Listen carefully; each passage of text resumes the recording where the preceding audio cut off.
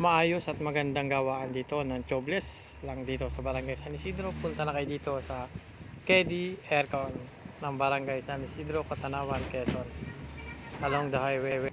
Nakita ko kung paano ang proseso ng gulong nito, saka yung ating motor kung paano niya baklasin. Talagang magaling ito si boss, ayos tumali. Yun, nakita mo na pinapagulong-gulong niya sa loob, nililinis niya. Makikita nyo na talagang maganda at maayos gumawa si boss. Ayan, yung mga gusto magpagawa dito ng mga tubeless, mga gulong na malalaki, yung mga laplatan, yan dito. Punta lang kayo dito sa KD Car Aircon along the highway.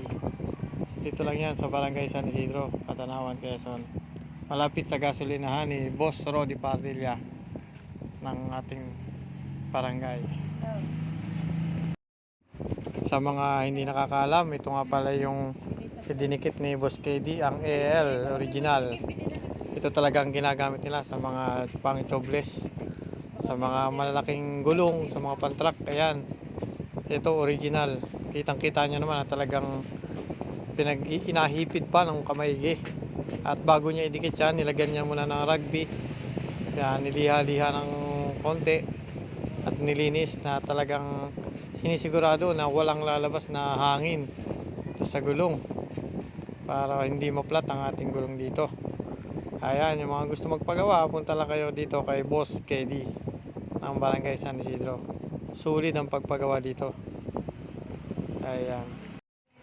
At yun na nga, malapit nang matapos ang ating tubeless na gulong. Yan, nilagay niya ng pampadulas. Alam niyo naman, pag madulas, madaling ipasok. Kaya ayan, kanyang talagang pinahid-pahida na.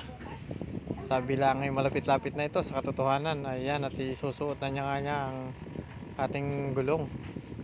Ayan, oh, kitang-kita nyo naman kaswerte kung paano talaga pagkabit ng gulong dito sa machine. Ayan, oh, medyo may kahirapan talaga. Pero sa mga sanay na, di baliwala na lang. Oh, ayan, oh, kitang-kita nyo naman mga kaswerte. Pinaikot-ikot, parang pagmamahal sa inyo ay parang pinaikot-ikot. Charot! Ayan, at malapit na nga matapos ang ating gulong dito kay Boss KD. Ayan, o, pumasok na nga. Iba talaga pag madulas, madali na ipasok. Ayan, ganun pala ang proseso niyan, mga kaswerte.